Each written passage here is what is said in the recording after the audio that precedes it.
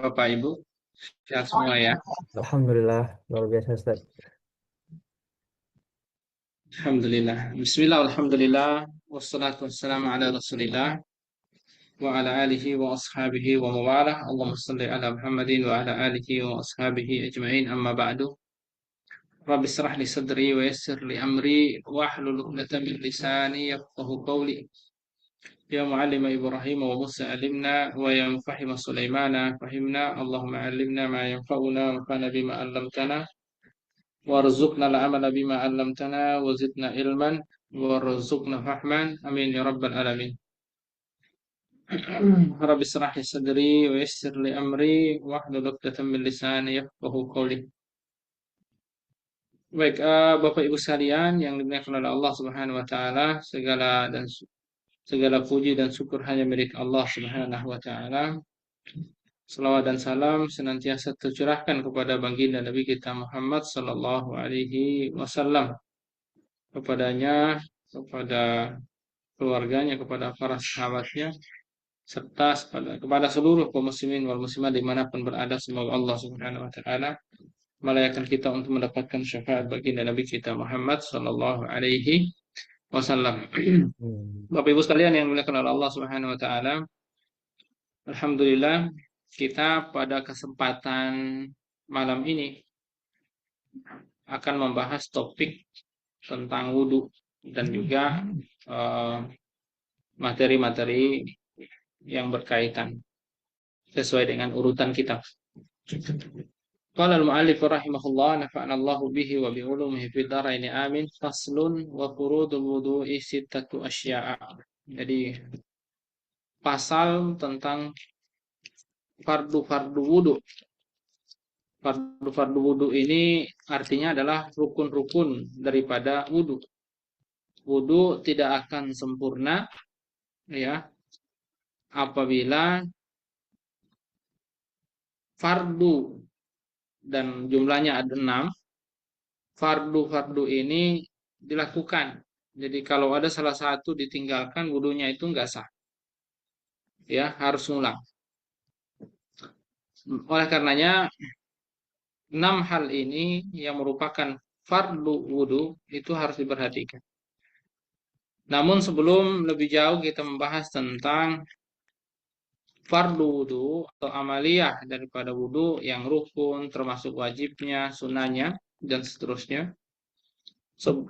Perlu untuk kita pahami dalam bab tohara, ya dalam bab tohara ini, ya wudu itu fungsinya adalah untuk mengangkat hadas kecil.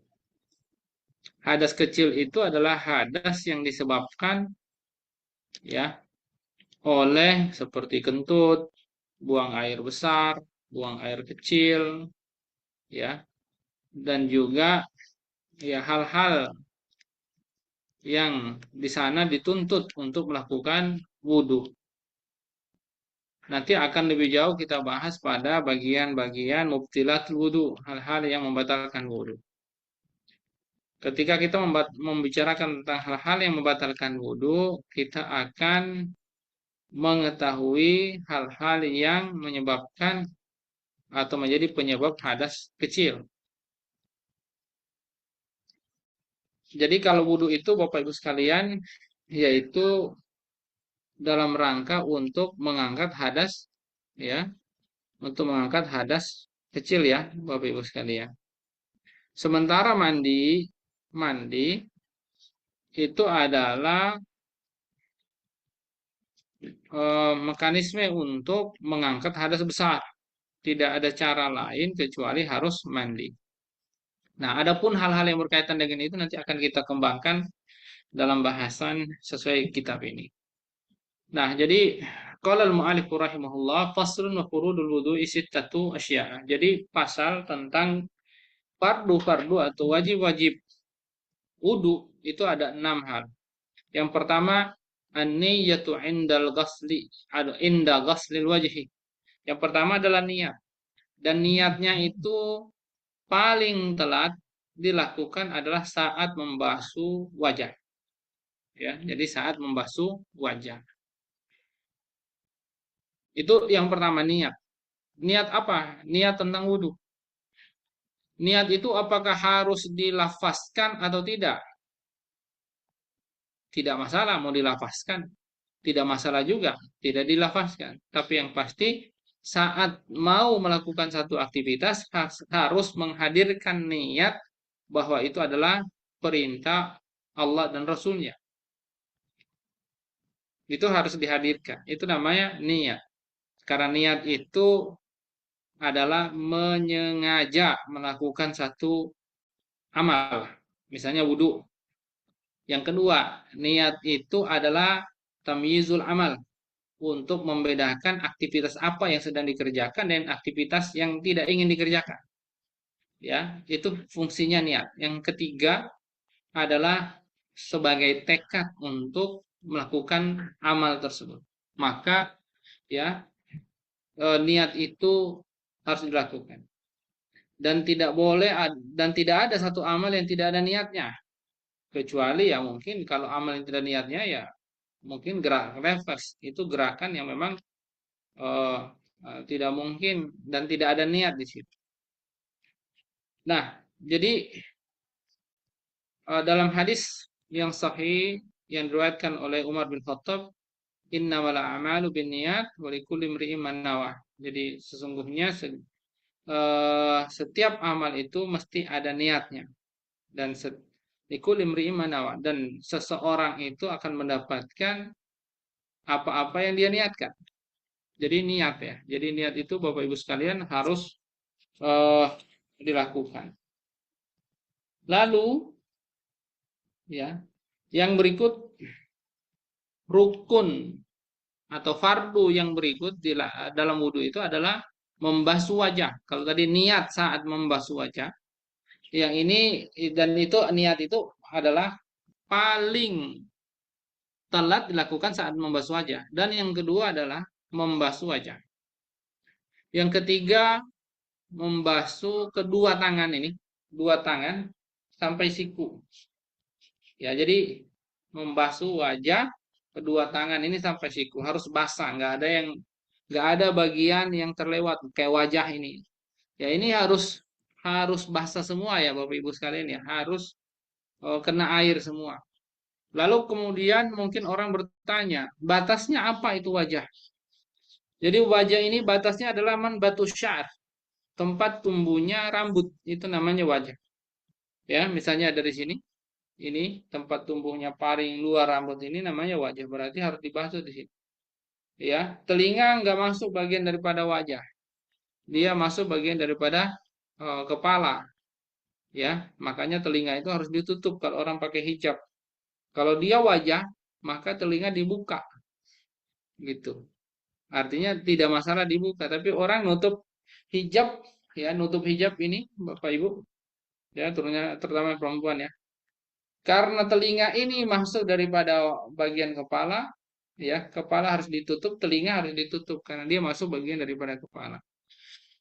Nah, oleh karenanya, Bapak Ibu sekalian, ya, oleh karenanya, ya, eh ini perlu diperhatikan karena nanti ada kaitannya dengan masalah khimar ini, masalah kerudung yang ditutup.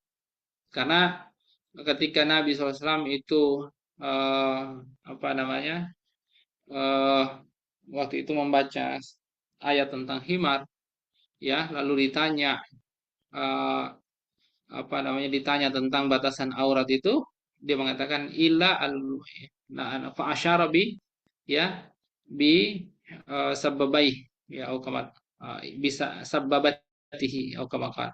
Jadi Nabi itu mengisyaratkan menggunakan telunjuknya kalau nggak salah ya, menggunakan telunjuk atau dia mengatakan illal wajh ya, illal wajh wal kaffain. Jadi kecuali wajah dan juga dua telapak tangan.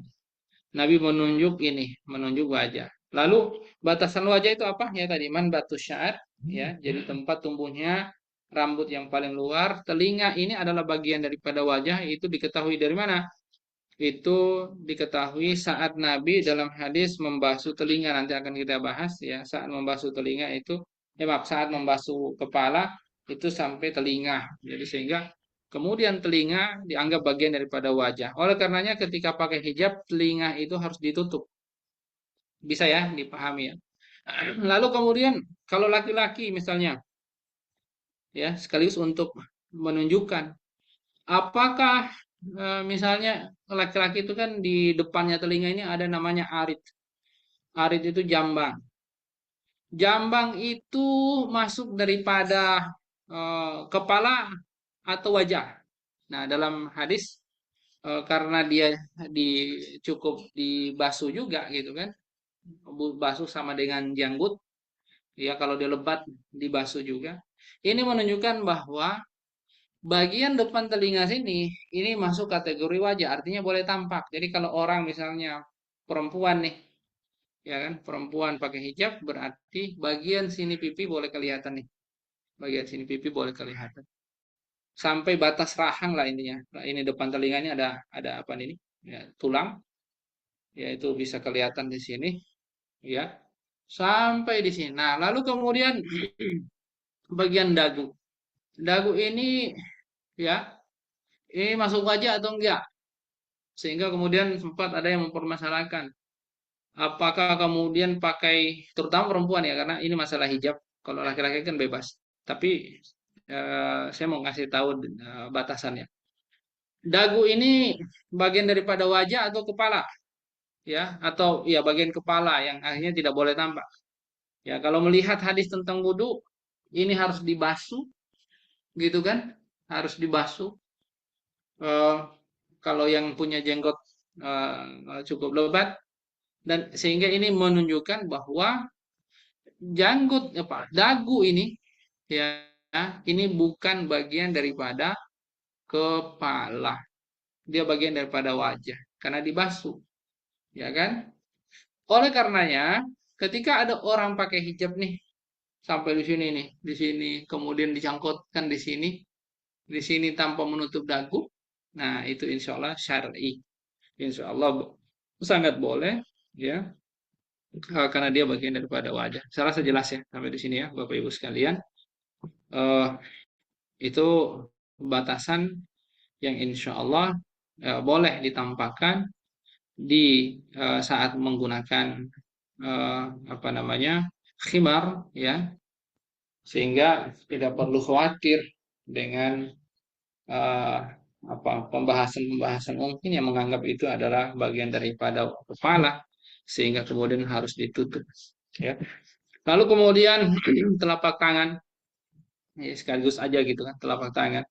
Ada orang mungkin pakai apa di sini, yang di atas ini, ya penutup mungkin. Ya itu ya kalau dibilang berlebihan boleh dibilang berlebihan, ya. Tetapi eh, mungkin tidak pas juga kita mengatakan seperti itu pada saudara kita.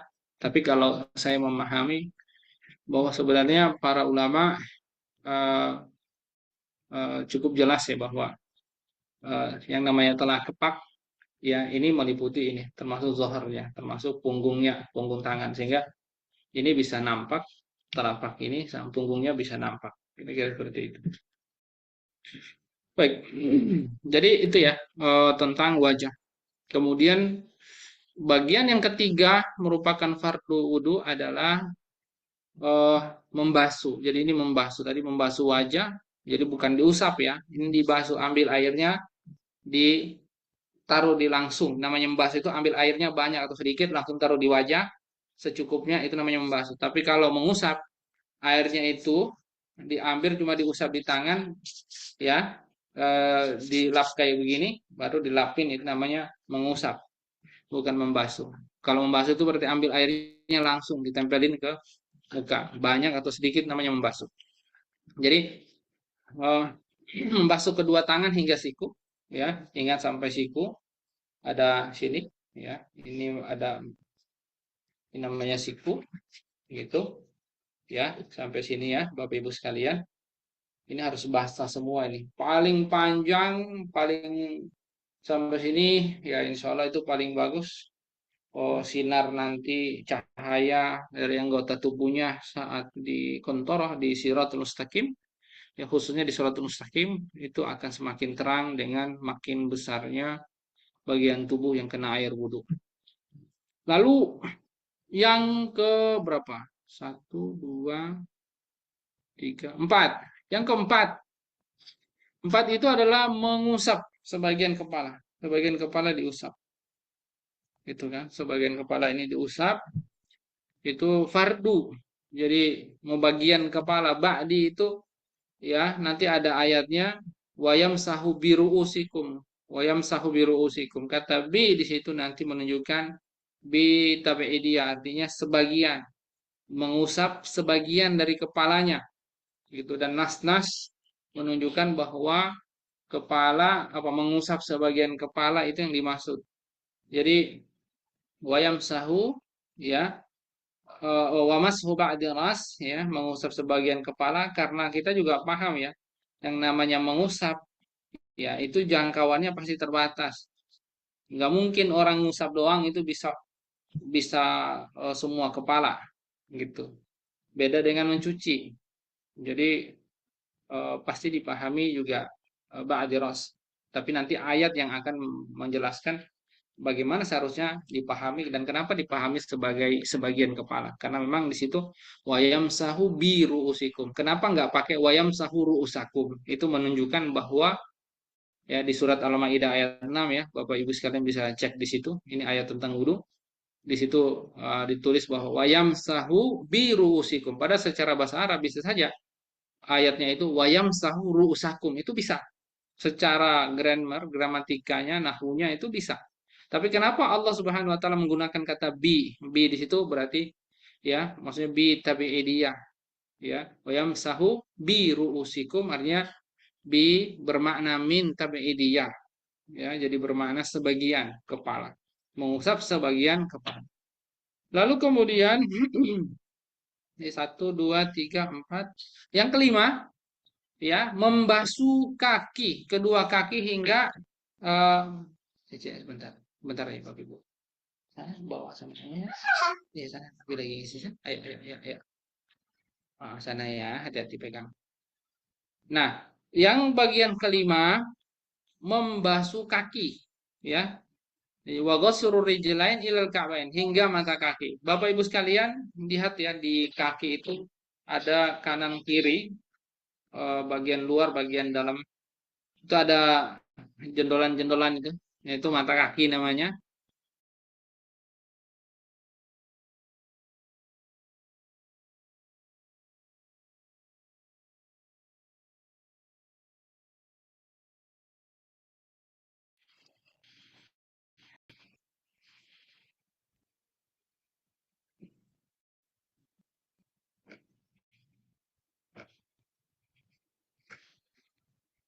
Tes, suara saya jelas? Aman, Ustaz, jelas. Tadi kok terputus ya? Baik, saya ulangi. Membasuh kaki hingga mata kaki. Jadi kaki itu dibasuh, ambil airnya langsung ditaruh di kaki. Itu namanya membasuh. Banyak atau sedikit dari ambil airnya langsung dibasuhkan di kaki, bukan diusap. Kalau diusap, ambil airnya taruh di tangan, dibuang lagi, tersisa sedikit baru diusap, itu namanya usap. Ya. Jadi itu namanya basuh dan kaki harus dibasuh gitu. Kemudian sampai mata kaki ya. Kalau nggak sampai mata kaki bahaya, diancam oleh Nabi SAW itu dengan neraka wail. Wailulil ya lil akabain ya celaka bagi orang-orang yang apa namanya ukbunnya ukbainnya itu tidak terkena air wudhu. Kemudian yang bagian keenam tertib tertib ala madzakarna. Jadi maksudnya adalah saat melakukan wudhu itu sesuai dengan urutannya, niat, kemudian wajah, membasuh kedua tangan hingga siku, kemudian mengusap sebagian kepala, lalu membasuh kedua kaki hingga mata kaki. Nah, seperti itu urutannya ya, yang wajib khususnya. Demikian juga Ya, demikian juga jangan sampai salah juga eh, dari sunnah-sunnahnya. Nanti akan kita bahas sunnah-sunnahnya.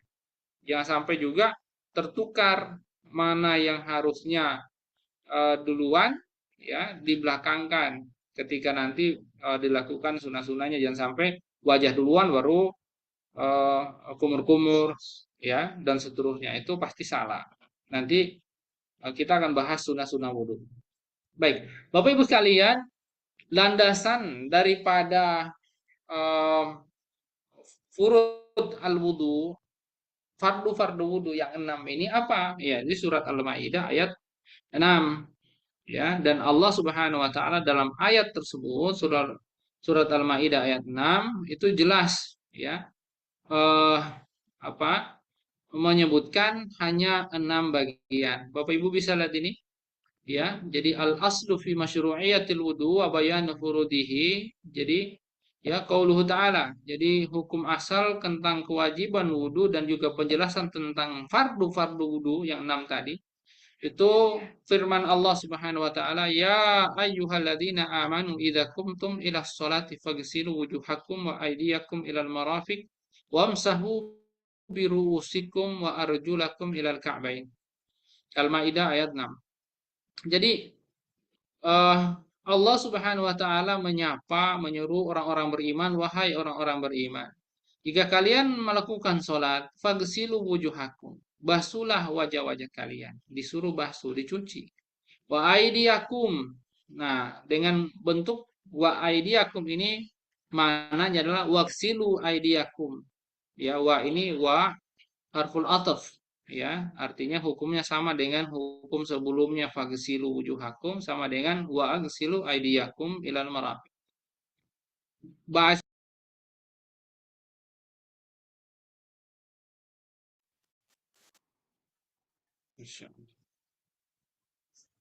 begini, ya. Baik. Nah, jadi wajah dibasuh, ya, fagsilu wujuhakum. Maka wa aidiakum ini berarti adalah tangan, kedua tangan hingga siku juga dibasuh. Tetapi, ya, di sini waw atofnya langsung menggunakan fiil yang dengan apa namanya, aktivitas yang berbeda. Mengusap, wamsahu biru usikum. Ada biru usikumnya harokatnya kasroh. Tetapi pas wa arjulakum bukan wa arjulikum. Kalau wa arjulikum berarti dia harusnya diusap, larinya ke wamsahu. Wawunya ini atofnya, penghubungnya itu harusnya ke waw. Tetapi karena harokannya wa arjulakum, artinya ini waw atofnya ini bukan ke wamsahu, bukan diusap, tetapi ke fagsilu wujuhakum. Artinya, maka di sini kalau boleh kita tambahkan kata kerjanya, ya, berarti wa agsilu arjulakum ilal ka'bain. Maka cucilah atau basuhlah kaki-kaki kalian hingga ka'abnya, ya, atau ukobainnya, ya, hingga ke mata kakinya. Jadi Bapak Ibu sekalian, ya, eh, dalam ayat ini jelas banget bahwa Allah Subhanahu wa taala secara tegas menyebutkan tentang bagian-bagian yang harus, ya, eh, dilakukan wudhu di situ. Oleh karenanya, maka eh, 6 hal tadi yang kita disebutkan adalah fardu. Tetapi di situ tidak disebutkan tertibnya, urutannya. Nah, Bapak Ibu sekalian, ya, eh, memang di situ tidak disebutkan tertibnya, tetapi kata fagsilu wujuhakum wa aidiyakum, ya, ilal marafiq. Sebagian para ulama, ya, mengatakan bahwa wow ini berfaedah tertib, walaupun sebenarnya sih, ya, ya bisa saja berfaedah tertib, bisa saja tidak, itu wow. Tetapi, ya, di mazhab Syafi'i dipahami itu berfaedah tertib karena eh, ternyata korinanya, indikasi indikatornya bukan hanya indikator bahasa, ya, tetapi dari hadis-hadis juga menunjukkan konsistensi terhadap tertib urutan wudhu seperti itu. Oleh karenanya, itu cukup menjadi korina bahwa tartib itu hukumnya wajib termasuk fardu, tidak boleh dibolak-balik. Ya, serasa jelas ya, Bapak Ibu sekalian. Lalu berikutnya ya, hmm, ini penjelasan sebenarnya, ini hanya penjelasan yang tadi ya. Kita lanjutkan tentang sunahnya ya, sunah-sunah daripada wudhu. Wa sunanuhu asyratu asya. Jadi sunah-sunah wudhu itu ada 10 hal atau 10 macam. Yang pertama at-tasmiyah, yaitu membaca bismillah ya. Dalam hadis eh, Nabi Shallallahu alaihi wasallam ya bersabda, tawaddu'u bismillah, berwudulah dengan bismillah ya. Jadi hadis ini hadis yang sahih ya. Jadi sanatnya itu sanatnya bagus katanya dalam riwayat An-Nasa'i dari Anas bin Malik radhiyallahu anhu ya. Jadi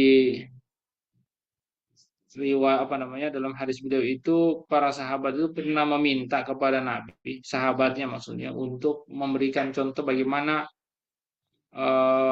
maaf, qala talaba ba'du ashabin Nabi SAW wudu'an ya, falam yajidu ma'an faqala SAW hal ma'a hadin minkum ma'un ya fata'tiya bima. Jadi dalam hadis ini ya, Nabi SAW itu sebagian sahabat Nabi SAW itu pernah meminta air ya untuk berwudu, tetapi tempat wudu tetapi tidak menemukan air. Lalu nah itu saat bersama Nabi waktu itu ya, dalam hadis ini hadis yang cukup panjang menurut saya, dan di sini Nabi eh, apa, kalau nggak salah ya, ini tentang Nabi itu memunculkan mukjizatnya ya dengan air yang sedikit, tapi itu cukup untuk berwudu 70 orang waktu itu. Nah, jadi karena waktu itu tidak ada air, lalu Nabi bilang, hal ma'ahadi minkum ma. Jadi apakah ada yang punya air di antara kalian? Ya, kemudian ada yang bawa air. Ya, fata'tiya bima. Fawadha'a yadahu fil ina alladhi fil ma. Lalu kemudian Nabi letakkan tangannya di dalam, ya, dalam apa namanya, loyang kecil gitulah ya, baskom kecil gitu. Lalu kemudian Nabi mengatakan summa qala tawaddau bismillah ya, berwudulah dengan baca bismillah. Lalu kemudian kata Anas bin Malik, fara'aitul ma'a yafuru min baini asabi'ih. Jadi saya melihat Nabi, apa, air itu tiba-tiba jatuh dari jemari-jemarinya Nabi, itu jari jemarinya Nabi ya. Kemudian hatta tawaddoa nahwa sab'ina rajulan ya, hingga kemudian berwudu para sahabat Nabi yang bersama Nabi kala itu, dan dalam perhitungan Anas bin Malik kurang lebih ya sekitar 70 orang waktu itu. Dan ini termasuk eh, apa, salah satu mukjizatnya Nabi Shallallahu Alaihi Wasallam kala itu. Baik, sekarang kita tinggalkan itu kisah ya. Tapi yang pertama saya menyebutkan bahwa ini, kalau tadi 6 hal tadi adalah fardu wudhu, yang ini adalah sunnah-sunnah wudhu. Dan sunnah-sunnah wudhu itu ada 10 hal. Yang pertama baca bismillah. Jadi kita mau wudhu nih, bismillah kan gitu kan. Niat itu boleh didahulukan di awal itu ya.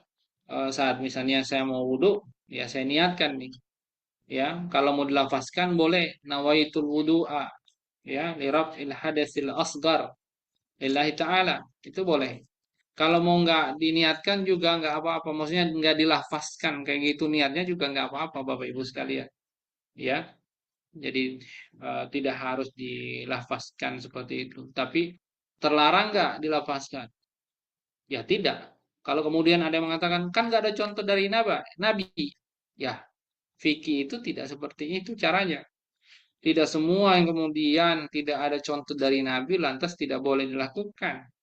Ya, itu keliru kalau memahami bahwa eh, karena tidak ada contoh dari Nabi lantas dianggap itu sebagai bid'ah, itu salah. Karena banyak hal yang tidak ada contoh dari Nabi, ya, tetapi itu boleh dikerjakan karena memang ada ruang di situ untuk dilakukan yang namanya istihad. Jadi cuma harus tahu eh, substansi dari mana yang tidak boleh eh, apa namanya dirubah. Dalam konteks itu tidak ada hal-hal yang ditambah-tambah, dikurangi sehingga kemudian menjadi bid'ah, tidak ada.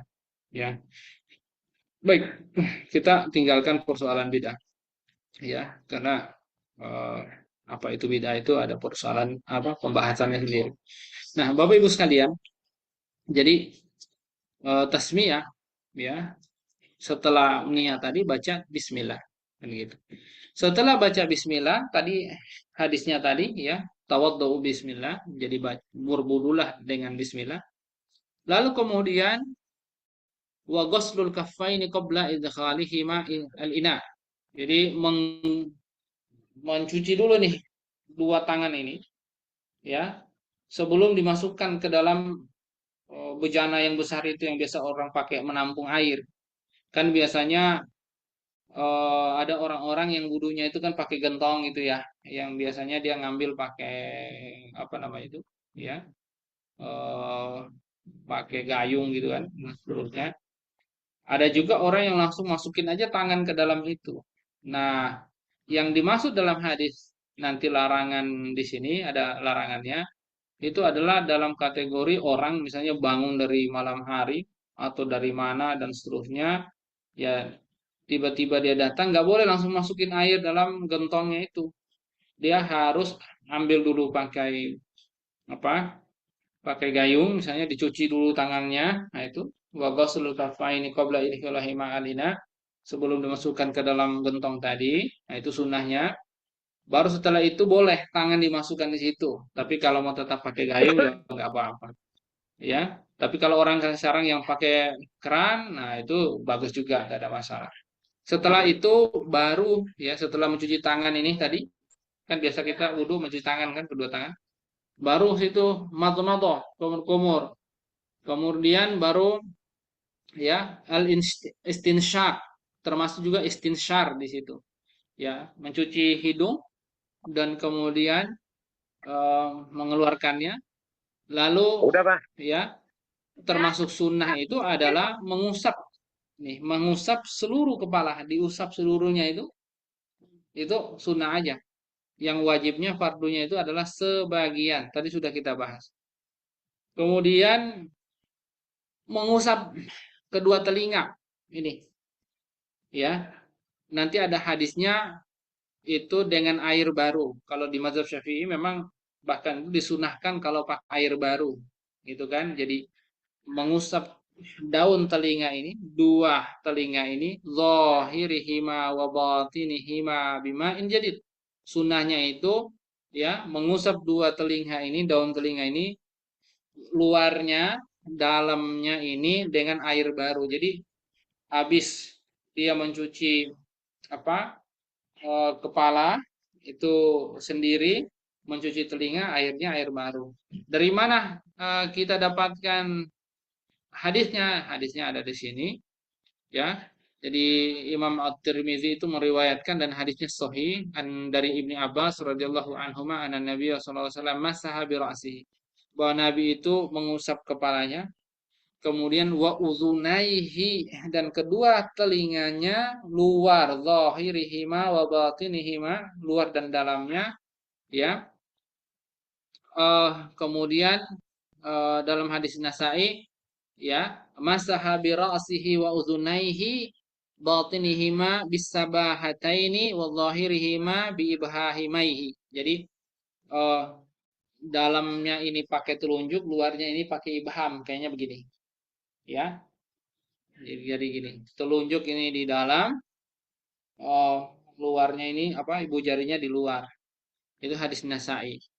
Kemudian dalam hadisnya Hakim, ya, dari Abdullah bin Zaid radhiyallahu anhu fi sifati wudhuhi sallallahu alaihi wasallam, ketika menceritakan tentang wudunya Nabi, annahu tawadda'a, dia menceritakan bagaimana Nabi SAW itu mengusap telinganya. Jadi dalam hadis apa dalam riwayat Al-Hakim, dan Al-Hakim ini dia mengumpulkan riwayatnya di dalam kitab Al-Mustadrak. Dia mengatakan bahwa kitab Al-Mustadrak itu adalah hadis, kumpulan hadis yang sahih, tetapi tidak diriwayatkan oleh Imam Bukhari dan Muslim, tetapi saya mengumpulkannya itu berdasarkan syaratnya Imam Bukhari dan Muslim. Artinya ya insya Allah sahih, dan memang para ulama mengatakan hadisnya sahih karena dia menstandarkan dengan standarnya Bukhari dan Muslim. Nah, lalu Imam Al-Hakim itu meriwayatkan dalam hadis tersebut, dan hadis-hadis sahih kata Imam Al-Hafidz Az-Zahabi, ya hadis ini hadis sahih, ya. Dan kita tahu ya, kalau Imam Az-Zahabi sudah bilang sahih, ya hadisnya itu kuat karena dia Az-Zahabi ini adalah imam, salah satu imam, walaupun dia belakangan, tetapi dia itu adalah termasuk rujukan dalam mengkritik hadis, karena kitabnya itu Si'arul Alam An-Nubala itu adalah kitab rujukan, salah satu kitab rujukan utama mempelajari para ruwat al-hadis, para rijalul hadis, orang-orang yang meriwayatkan hadis itu merujuknya ke dia. Jadi dia sangat tahu betul. Dia mengomentari hadis ini sahih. Apa hadisnya? Hadisnya Imam Al-Hakim meriwayatkan bahwa ya Abdullah bin Zaid radhiyallahu anhu dalam ketika menjelaskan tentang ciri atau sifat wudunya Nabi SAW, ya dia mengatakan bahwa annahu tawadda'a, bahwa Nabi SAW itu berwudu, famasaha udhunaihi bima'in ghairil ma'il ladzi masaha bihi aras. Dia mengatakan bahwa Nabi SAW itu mengusap telinganya ini dengan air baru yang berbeda dengan air yang dia pakai mengusap kepalanya. Sampai di sini clear ya Bapak Ibu sekalian. Karena masih ada aja orang yang mengatakan ini bid'ah misalnya. Itu bahaya, terlalu berlebihan gitu. Ya. Jadi hadis ini hadis sahih ya Bapak Ibu sekalian. Memang hadis yang populer ada ya, hadis yang memang misalnya Nabi itu mengusap kepala sekali aja, sehingga kata mereka mengusap kepalanya hanya sekali aja, dari depan ke belakang kembali lagi. Ya, itu hadis yang populer. Ya, cuma membatasi bahwa itu adalah yang paling benar itu salah. Kenapa? Karena Nabi Shallallahu Alaihi Wasallam ya melakukan wudhu itu dalam beberapa keadaan, disaksikan oleh sahabat ini, tidak disaksikan oleh sahabat sana, yang sana kemudian menyaksikan sahabat yang ini tidak, dan seterusnya. Ya, eh, bukan saya mengatakan bahwa ada beberapa versi semuanya benar, ya, tetapi bukan begitu. Tapi maksudnya gini bahwa eh, kalau kita melihat misalnya dalam konteks ya, dalam konteks eh, ayat Al-Quran tadi, bahwa yang fardu itu hanya 6 bagian tadi. Wajah, tangan hingga siku, sebagian kepala, ya, dan telinga ini kan bagian daripada kepala. Kan begitu. Ya, sehingga makanya itu sunnah-sunnah aja itu sebenarnya. Telinga apa semua itu sunnah. Ya, sebagian kepala, dan kemudian ya membasuh kaki, dan tidak ada angka-angka berapa gitu, berapa banyak di situ. Nah, maka hadis Nabi Shallallahu Alaihi Wasallam itu datang dalam banyak versi, ya.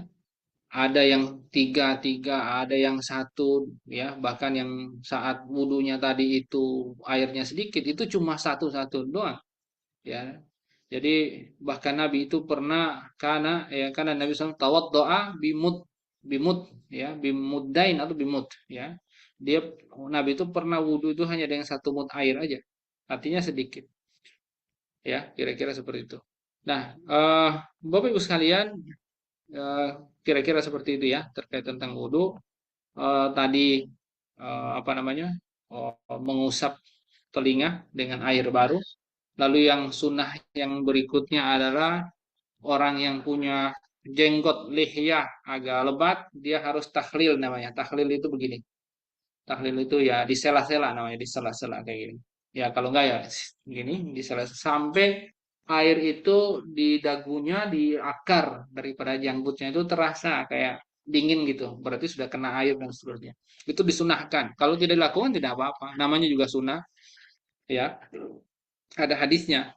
Dalam hadis Abu Daud dari Anas bin Malik, anna Nabi SAW karena idza tawaddaa akhadha kaffan min ma. Jadi Nabi itu bahkan untuk setelah dia membasuh muka, dia itu untuk biar jenggotnya tetap basah, dia ngambil air baru lagi satu genggam ini apa satu kaf ini satu ya satu genggam ya dibasahin kayak gini baru disela-sela. Jadi fa'adkhala tahta hanakihi. Jadi dia ambil jarinya masukin di sini baru disela-sela kayak gini, sela-sela. Ya ini khususnya yang laki-laki ya, kan ibu-ibu kan perempuan gak ada jenggot. Jadi ini laki-laki yang punya jenggot.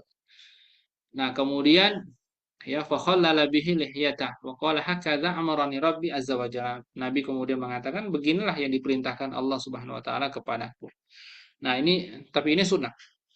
Lalu kemudian ya saat mencuci kedua tangan nih dan juga nanti kaki, jemari tangan, jemari kaki itu nanti ada namanya takhlil asabi. Takhlil sama, di sela-sela juga ini. Ya, kayak begini. Ya, di sela-sela kayak gini. Ya. Sama kaki juga begitu, di sela-sela gitu. Ya, karena memang ada perintah bahwa asbigil wudu, ya, sempurnakan wudunya dan wakhallil baina al asabi, ya, dan di sela-selalah di antara jari jemari tadi, kaki ataupun tangan, ya, tangan ataupun kaki. Dan juga saat eh, apa kita istinsyak, ya, memasukkan air di hidung, disuruh wabalik fil istinsyak illa antakuna sa'imin, kecuali orang yang berpuasa atau dalam kondisi bulan puasa. Nah, dalam kondisi bulan puasa cukup dimasukin aja air, jangan sampai sampai airnya itu terasa sakit di dalam hidung banget, nggak boleh. Kalau puasa nggak boleh, itu bisa membatalkan wudhu. Tapi kalau tidak berpuasa harusnya seperti itu. Ya, wabalik fil istinsyak, disuruh untuk balik. Balik itu kan mubalaghah. Artinya sebenarnya berlebihan gitu loh. Artinya apa sepenuhnya istinsaknya harus benar-benar gitu. Wabalik bisnis itu sunnahnya seperti itu. Jadi eh apa tadi melakukan sela-sela antara jemari, jari jemari tangan dan kaki. Kemudian yang sunnah berikutnya ini yang keberapa ini ke-8 kali ya, ya ke-8 mendahulukan kanan dan atas kiri ya. Jadi basuh tangan nih, tangan lalu ya kumur-kumur, istinsyak, hidung, buang, lalu kemudian wajah. Ya ini kan yang nggak ada kanan kirinya ya. Pas ketika sudah membasuh tangan, ya kanan kemudian kiri itu kanan 3 kali. Jadi wa taqdimul yumna. Kenapa? Eh, harus kanan 3 kali baru kiri 3 kali, bukan kanan kiri. Walaupun sebenarnya itu bagi para ulama tidak salah juga, kanan apa kanan kiri ya, nggak bisa juga disalahkan langsung salah, tidak ya. Tapi eh, lebih afdal dan sebaiknya ini yang dikerjakan adalah karena berdasarkan hadis yang sorry itu justru misalnya di situ disebutkan ya eh, membasuh tangan hingga siku 3 kali salasan ya.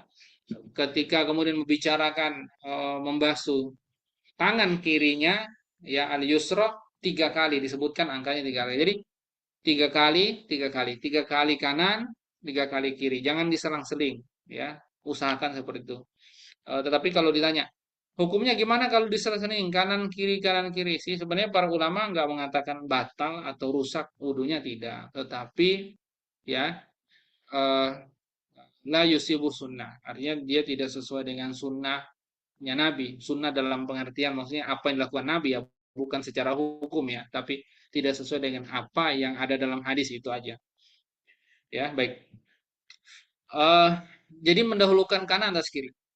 Lalu yang kemudian yang berikutnya di mazhab Syafi'i ini ya, toharo itu harus salasan, harus 3 kali 3 kali. Jadi mulai dari dia mencuci tangan 3 kali, ya, kemudian kumur-kumur 3 kali, hidung 3 kali, wajah 3 kali, ya, kemudian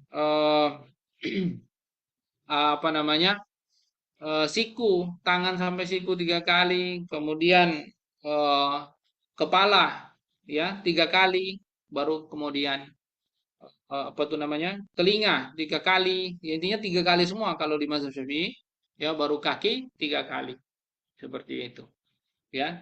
Tapi ini ingat ya, ini sunnah menurut mazhab Syafi'i ya. Lalu kemudian al-muwalas. Muwalas itu apa al-muwalas? Yang dimaksud dengan mualat di sini itu adalah saat kita sedang wudhu nih di satu anggota tubuh, seanggota wudhu, ya ke anggota tubuh yang lain jangan sampai eh, apa mengering gitu, baru kemudian kita pindah ke anggota tubuh yang lainnya. Jangan sampai mengering, karena kalau sudah mengering itu disuruh wudhu baru lagi, sudah dianggap terputus, makanya harus mualah. Mualah itu bersambung. Gimana kalau misalnya mati lampu, air nggak nyala, gitu kan? Atau sama sekali kita nggak dapat air, air terputus, mau cari air jauh, ya dan seterusnya. Nggak masalah, asalkan ya tidak dalam waktu yang lama atau jarak jauh sehingga kemudian air itu yang di kulit kita sudah mengering. Kalau sudah mengering berarti wudhu lagi dari awal lagi. Tapi kalau misalnya masih basah, ya karena misalnya kita wudhu di lantai bawah, ya atas jalan kan masih bisa ya ke atas. Jadi tinggal lanjutkan aja misalnya kalau seperti itu. Nah itu insya Allah belum kering itu kulitnya. Nah itu boleh. Tapi kalau sudah kering, ya itu nggak boleh. Berarti harus dari baru lagi. Baik. Hadis tentang yang tadi apa? Tentang 3 kali tadi, ini hadisnya dalam riwayat Muslim ya, bahwa anna Utsman radhiyallahu anhu qala ala urikum wudu'a Rasulillah sallallahu alaihi wasallam tsumma tawaddo'a salasan salasan. Jadi dalam hadis Utsman ini kan Utsman itu memberikan contoh ya. Memang kalau hadis tentang wudhu itu banyak di Utsman juga, Utsman bin Affan. Utsman bin Affan itu memberikan contoh kepada orang-orang tentang wudhunya Nabi. Dia katakan, mau nggak kalian aku perlihatkan wudhunya Nabi SAW. Lalu kemudian dalam hadis Muslim tersebut, ya tawaddoa salasan salasan. Lalu Utsman itu berwudhu 3 kali 3 kali, semuanya 3 kali 3 kali. Ya seperti tadi. Wallahu a'lam bi ashwab. Baik, Bapak Ibu sekalian, bab tentang wudhu sudah kita bahas. Ini berikut adalah bahasan tentang istinja, ya, membersihkan najis. Sebelum kita lanjut, mungkin ada yang mau bertanya, saya silakan. Saya persilahkan, silakan Bapak Ibu sekalian. Mungkin ada yang mau bertanya, silakan.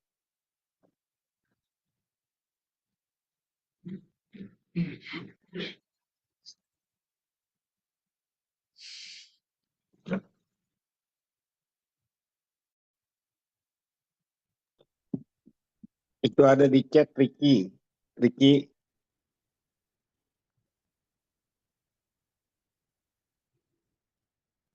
ada yang nanya lewat chat tuh Pak Ustadz. Mana, Ricky?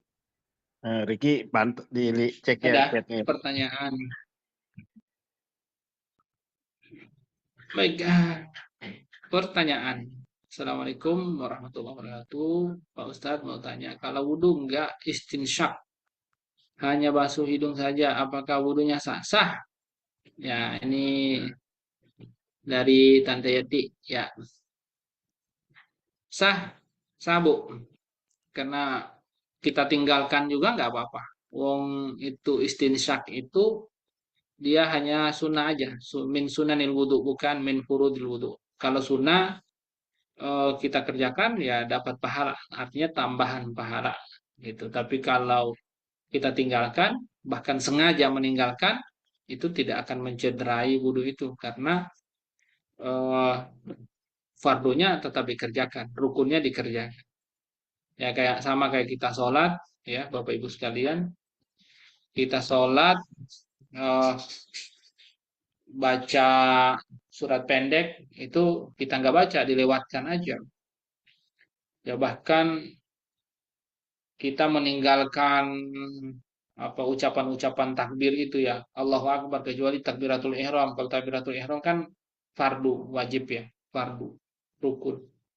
Tapi selain itu, ya misalnya Allahu Akbar saat ruku, kemudian sami Allahu liman hamidah, kemudian Allahu Akbar, termasuk bacaan-bacaannya, zikir-zikirnya saat sujud, saat ruku, ya itu semua kan sunnah. Jadi kita tinggalkan itu juga nggak akan mencederai sholat kita. Ya karena itu, maaf, itu namanya hay'ah namanya, gitu ya. Itu namanya hay'ah, sunnah hay'ah namanya. Baik, wallahu a'lam bishawab. Ada yang mau ditanyakan lagi nggak? Karena ini sebenarnya banyak pertanyaan tentang masalah wudhu, ya. Masalah wudhu ini nanti juga kalau dikaitkan dengan tayamum sebenarnya. Nanti akan banyak persoalan yang bisa ditanyakan. Dan ini ada hal yang penting. Soalnya nanti akan jelaskan kalau nggak ada yang tanya. Tapi kalau ada yang mau tanya, Assalamualaikum silakan. Bapak Ibu sekalian. Pak Ustadz. Ya, waalaikumsalam, Bu. Ya, silakan. Pak Ustadz mau tanya, kan ada tuh Ya, temen waktu umroh atau ibadah haji, karena kan umroh atau ibadah haji itu kan tahu sendiri lah rame ya, udah itu agak jauh juga dari tempat ya. wudhu. Nah ternyata dia batal. Terus katanya Hmm. kita bawa botol di air di botol, itu kita cuci tangan, cuci muka sama basuh kaki aja. Itu gimana ya Pak Ustadz? Cuci tangan, ya maksudnya muka, tangan Tangan, sama muka, siku, sama kaki itu 3 itu doang. ya empat sama apa? Kepala, sebagian kepala. Iya, nah Nah, itu sah, gimana ya? nggak apa-apa. Sah sih, Bu, Wajib ya. nggak apa-apa. Mhm, Bahkan sekali diusap juga nggak apa-apa. Sekali aja. Wajibnya kan mmm, sekali. mhm. Iya Sunahnya soalnya kan ya kalau 3 kali umroh atau sampai dewasa. oh, Lalu eh, persoalan yang cukup penting juga sih menurut saya adalah masalah tentang mubtilatul wudu, hal-hal yang membatalkan wudu. Sebenarnya kalau ditanya ini ya, jumhur mayoritas para ulama, apakah misalnya menyentuh beda apa bukan mahram ya? Maksudnya menyentuh perempuan lawan jenis bukan mahram, laki-laki menyentuh perempuan, perempuan menyentuh laki-laki tanpa ada hail pembatas kain atau apa, kulit ketemu kulit misalnya. Ya, bukan mahram. Apakah membatalkan wudhu? Kalau eh, mayoritas para ulama jumhur, ya, mereka mengatakan tidak membatalkan wudhu, tidak membatalkan wudhu. Jadi tidak perlu khawatir juga sih. Kalau saya sih mengamalkan itu tidak membatalkan wudhu, eh, asalkan saat bersentuhan itu bukan memang bersentuhan disengaja. Disengaja itu maksudnya ada syahwat gitu loh. Kalau bersentuhannya tidak ada syahwat, ya itu tidak membatalkan wudhu. Kira-kira seperti itu, Bu. Jadi nggak usah khawatir juga sih.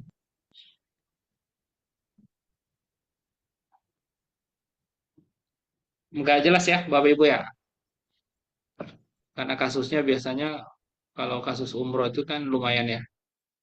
Apalagi nyari tempat wudhu saat ramai banget itu pasti aduh, sangat sulit banget itu pasti.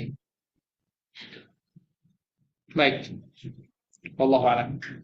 Ada yang mau ditanyakan, Bapak Ibu?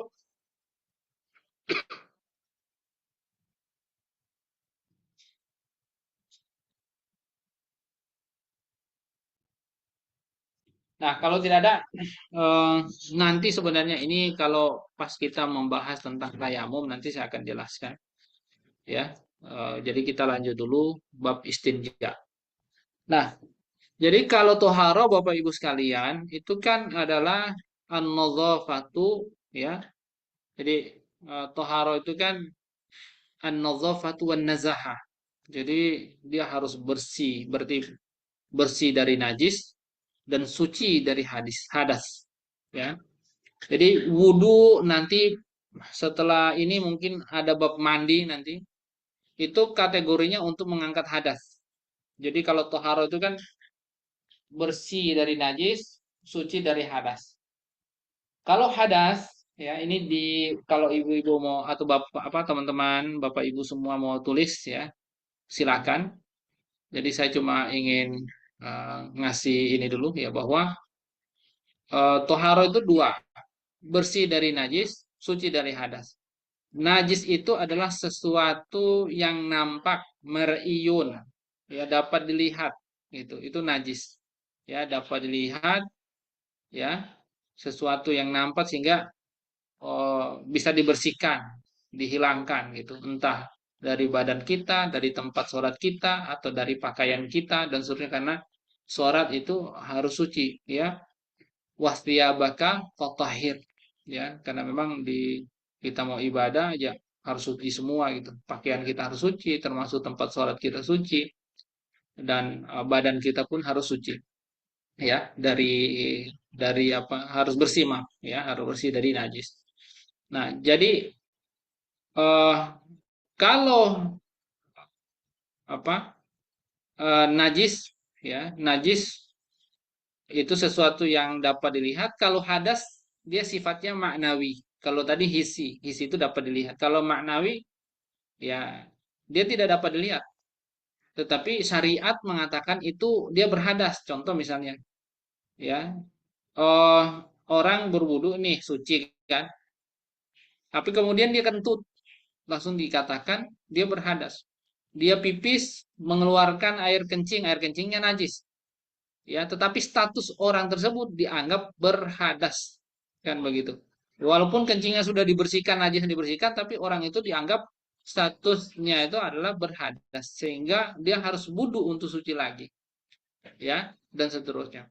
Nah, ini disebut dengan perbedaan antara hadas dan najis dan dalam Islam itu harus bersih dari najis, suci dari hadas itu namanya tohara. Sebentar ya Bapak Ibu. Oke, di bawah.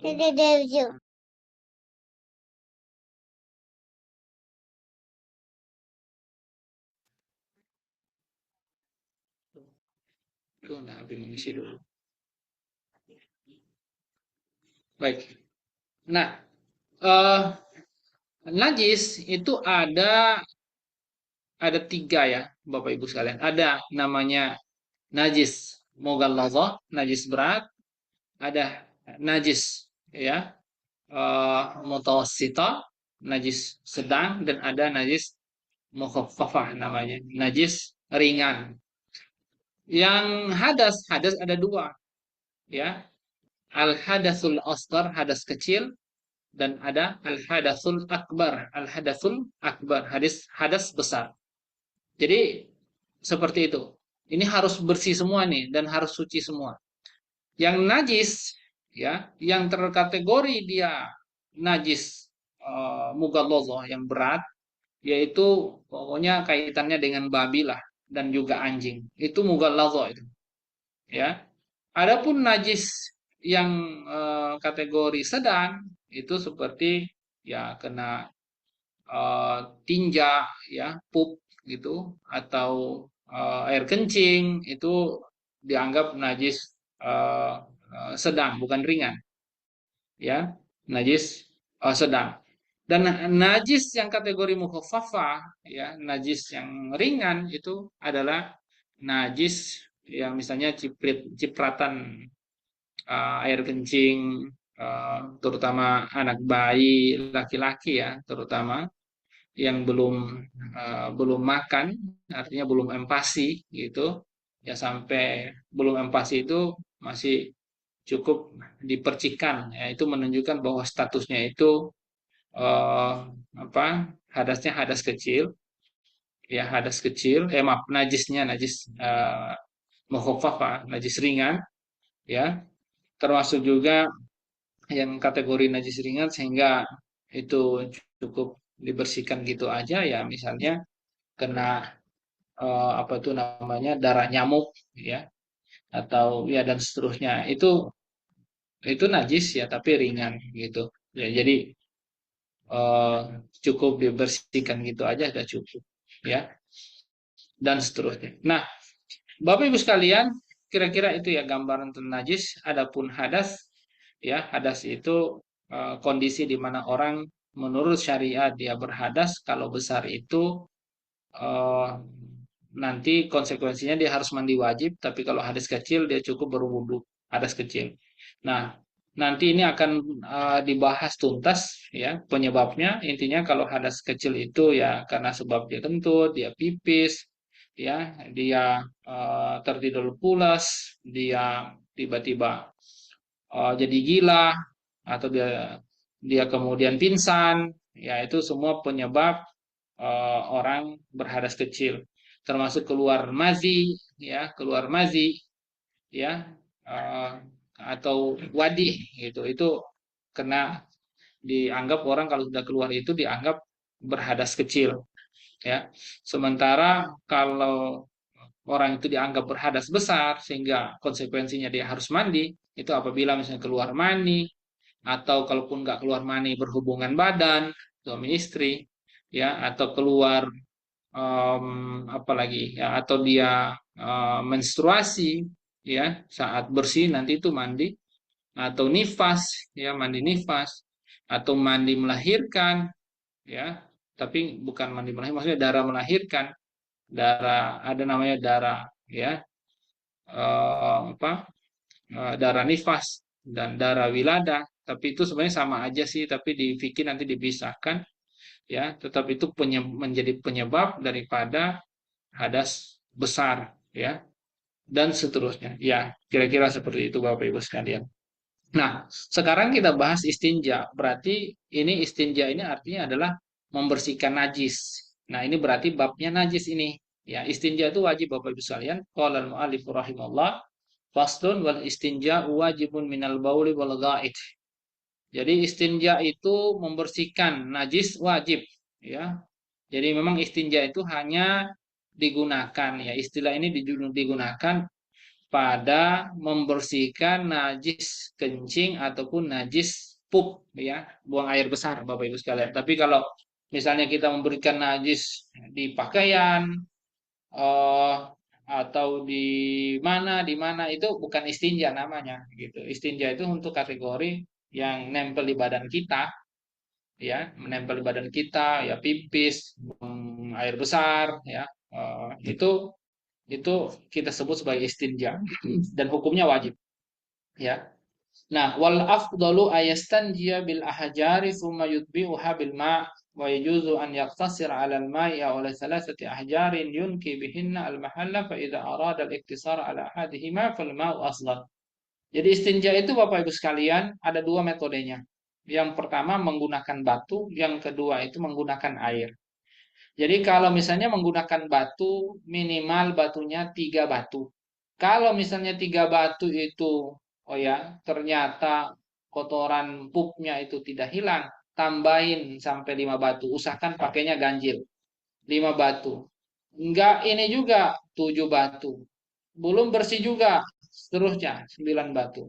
Atau, ya itu yang pertama, menggunakan batu. Bisa juga pakai dahan-dahan kayu, bisa juga pakai daun-daunan, ya. Sehingga kemudian menggunakan tisu pun juga boleh, ya.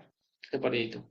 Lalu yang kedua, metode kedua adalah menggunakan air, ya, menggunakan air. Itu dua metodenya. Nah, tetapi kalau berbicara yang paling afdol gimana? Pilih air atau pilih batu. Ya tentunya kalau ada air, air afdol. Tetapi kalau mau yang lebih afdol, lebih bagus lagi adalah memadukan keduanya. Gunakan pertamanya, gunakan 3 batu, ya. Lalu yang kedua baru dibersihkan dengan air. Itu paling afdol, pahalanya double, ya kira-kira seperti itu, ya. Nah, baik. Nah, kalau misalnya kita pengen sempurna ya, yaitu tadi menggunakan 3 batu dulu, kemudian baru air. Tapi kalau mau pengen mau dibatasi, pilih salah satunya ya tentu air lebih afdol. Kira-kira seperti itu. Ya. Lalu kemudian saya lupa sebelum kita bahas tentang istinja ini, kita juga disunahkan ya untuk berdoa ya setelah berwudu ya Bapak Ibu sekalian. eh, tadi kan kita sudah bahas tadi wudhu ya sebelumnya. Itu saya lupa ya bahwa kita disunahkan itu sunnah sifatnya berdoa ya asyhadu alla ilaha illallah wahdahu la syarikalah wa asyhadu anna muhammadan abduhu wa rasuluh Allahumma ja'alni minat tawwabina wa ja'alni minal mutatahhirin. Ya, boleh sampai situ atau tambahkan lagi subhanakallahumma wa bihamdika asyhadu an la ilaha illa anta astaghfiruka wa atubu ilaik. Ya, itu sempurnanya seperti itu ya Bapak Ibu sekalian. Ya. Eh, lalu kemudian eh, itu istinja sudah selesai ya, istinja sudah selesai. Eh, tunggu.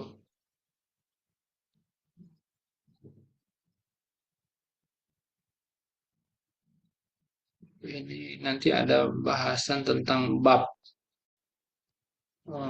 tentang apa adab tentang istinja itu kayaknya nanti ya ini dia karena sudah masuk di sini ternyata ini adabnya nih. Nah, wa yajtanibu istiqbal al-qiblati wa istidbaraha fi sahra wa yajtanibu al-bawla wal gha'ita fil ma'i rakid wa tahta syajarah. Nah, Bapak Ibu sekalian, ya.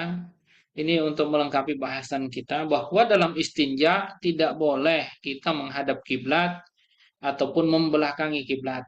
Tetapi larangan tersebut adalah apabila di tanah lapang, di tempat yang terbuka namanya, bukan dikelilingi apa? Oh, dikelilingi misalnya pohon-pohon, dikelilingi sama gunung-gunung, bukit-bukit, bukan ya. Itu tempat yang luas terbuka gitu loh, medan terbuka, ya. Itu nggak boleh kita menghadap kiblat, membelakangi kiblat itu nggak boleh. Ada larangan dari baginda Nabi Shallallahu Alaihi ya Shallallahu Alaihi Wasallam. Nah, itu tidak boleh kita lakukan lah intinya ya, Bapak Ibu sekalian. Lalu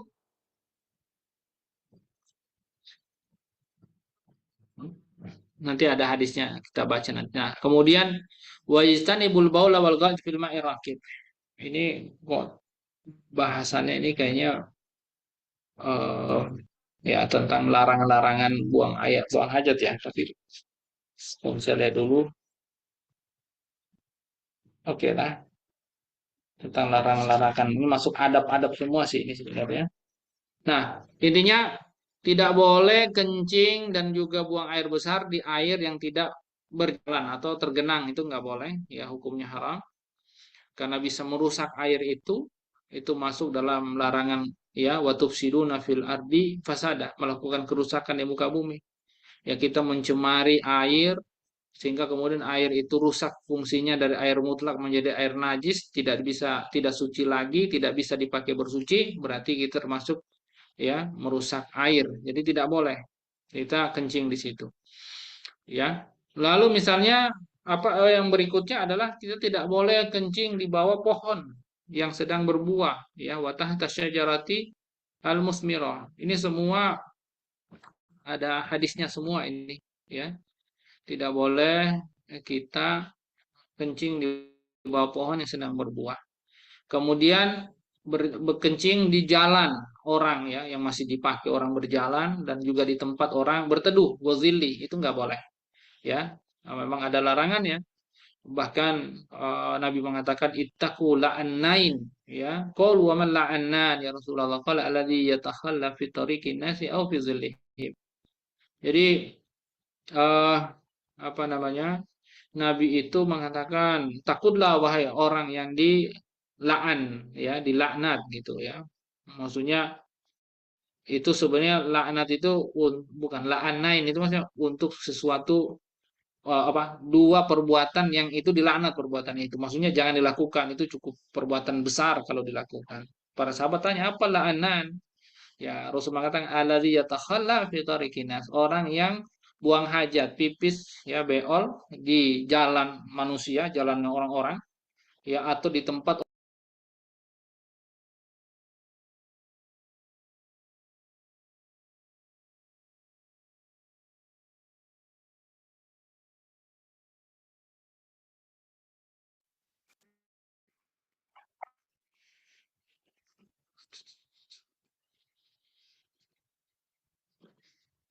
Baik. Lalu yang berikut fisukbi, ya, tidak boleh kencing atau buang hajat di lubang-lubang, ya, di lubang-lubang, entah mungkin lubang ya yang ada di tanah, di pohon, di mana, itu khawatirnya jangan sampai ada dua hal, ya. Ada ibrohnya adalah kita menyakiti hewan yang ada di dalamnya, takutnya juga itu jin. Dan yang kedua, jangan sampai kita yang disakiti. Karena banyak kejadian, saya dulu pernah ya ruqyah orang TNI bintang 1 bintang 2 itu di sana, itu di RSPAD gitu. Itu kasusnya dia sedang naik gunung ya di Bandung apa di Garut di mana gitu ya. Mereka ada sedang latihan atau apa di sana itu. Ya katanya sedang buang hajat, pipis aja sembarang. Ya langsung sakit aja, nggak bisa pipis dia, nggak bisa pipis. Akhirnya diruqyah, nggak tahu terakhir gimana itu. Jadi sama sekali nggak bisa pipis. Nah Rasul itu melarang, takutnya dia mengincingi tempatnya jin. Jadi naha Rasulullah SAW an yubala fil juhri. Ya, Nabi melarang ini, ya, pipis di juhur. Juhur itu lubang, ya. Wa huwa asaqbu fil ard, lubang yang ada di tanah. Ya, sebenarnya mau di pohon dimanapun juga sama saja. Khawatirnya pertama para ulama mengatakan kita menyakiti mereka, ya, penghuni lubang itu, atau kita bisa juga nanti tersakiti, ya, secara fisik atau secara tadi maknawi tadi. Nah, wala yatakalamu anil bauli wal ghaid, juga tidak boleh, ya, kita berbicara sedang buang hajat, ya, nggak boleh berbicara sedang buang hajat, ya. Memang ada larangannya, ya.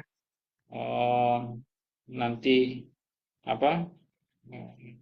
Dalam hadis yang sahih nanti, ya, insya Allah, ya, akan dijelaskan.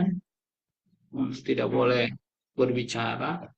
Lalu wala yastaqbilu syamsa wal qamara wala yastadbiruha, ya, yastadbiruhuma, tidak boleh menghadap matahari dan bulan, dan juga atau membelakangi keduanya. Nanti ini ada ayatnya ini, kenapa tidak boleh membelakangi, menghadap matahari atau bulan atau membelakanginya saat buang hajat. Nah, kita lihat hadis yang berbicara, ya, sedang buang hajat. Dalam hadis Ibnu Umar radhiyallahu anhu, anna rajulan marra Rasulullah sallallahu alaihi wasallam, ya, marra wa Rasulullah sallallahu alaihi wasallam yabul fasallam alaihi falam yarud alaihi. Jadi dalam hadis Muslim, pernah seseorang dari hadis Ibnu Umar itu melewati Nabi memberikan salam, dan waktu itu Nabi sedang buang hajat air kecil, ya. Salam tapi tidak dijawab, artinya memang tidak boleh berkata-kata, ya, bukan hanya persoalan kan salam itu doa, ya, bukan hanya persoalan alasan salam itu doa, tapi memang berkata-kata tidak boleh, ya. Dan yang lebih keras lagi adalah hadis hadis Abu Daud dan yang selainnya, akan ada beberapa riwayat. Jadi dari Abi Sa'id, ya, radhiyallahu anhu qala, dia berkata bahwa sami itu Nabi sallallahu alaihi wasallam yaqul, saya mendengar Nabi SAW bersabda, la yakhruju ar-rajulan yadribani al-ghaid kashifaini an auratihima yatahaddatsani fa inna Allah azza wa jalla yamqutu ala dzalik. Ya, jadi bahwa tidaklah dua orang keluar melakukan, ya, buang hajat, buang air besar, auratnya tersingkap, ya, lalu berbicara, ya, melainkan Allah sangat sangat benci, ya. Yang kutu itu benar-benar kebencian yang sangat besar gitu loh, ya, sangat benci kepada hal tersebut. Jadi sangat dibenci oleh Allah, jadi jangan melakukan hal itu. Nah, sementara yang berkaitan dengan tidak boleh, larangan, ya, sedang buang hajat tidak boleh menghadap matahari dan bulan ataupun membelakangi keduanya, memang di sini ada catatan, ya. Imam An-Nawawi menceritakan dalam kitab Al-Majmu'nya bahwa hadis, ya, berbicara hadis yang berkaitan dengan itu katanya dhaif, ya, bahkan dia batil katanya. Tetapi yang sahih masyhur itu makruh aja menghadap matahari dan bulan, tetapi tidak makruh membelakanginya. Baik. Dan ini ya katakan yang menjadi pegangannya mazhab Syafi'i. Oke, tapi saya mau jelaskan Bapak Ibu sekalian. Jadi kenapa kemudian para ulama itu bisa memasukkan itu sebagai larangan dalam bulan hajat? Ya, kita ketahui ya dalam Al-Qur'an bahwa Allah Subhanahu wa taala menyebut bahwa ya eh, apa? Allah mengatakan Allahu nurus samawati wal ardh. Allah itu adalah cahaya langit dan bumi. Apa yang memberikan cahaya langit dan bumi? Matahari dan juga bulan. Kira-kira seperti itu ya. Memberikan cahaya. Jadi dalam Al-Quran itu disifati bahwa Allahu nurus samawati wal ardh. Allah itu adalah cahaya langit dan bumi itu. Nah, oleh karenanya ya para ulama kemudian mereka mengatakan tidak boleh ya membelakangi menghadap matahari ataupun bulan, demikian juga membelakanginya, karena jangankan matahari dan bulan, kita aja menghadap Ka'bah aja nggak boleh. Jadi kalau misalnya lagi bulan purnama ini ya, kayak orang-orang dulu itu kan buang hajatnya itu tempat terbuka, oh sambil mandangin bulan gitu, menghayal dikit-dikit gitu, menghayal dikit-dikit. Nah itu nggak boleh katanya gitu, ya menghadap matahari dan bulan. Kalau siang hari matahari, buang hajat dipandang, kira-kira gitu. Ya, saya rasa demikian ya Bapak Ibu sekalian.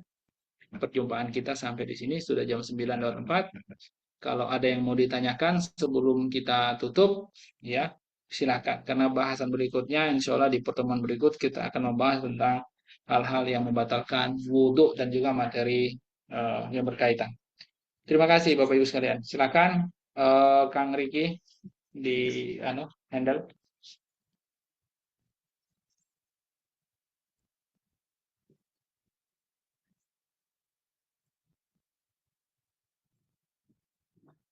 Tafadhol, Akh Riki.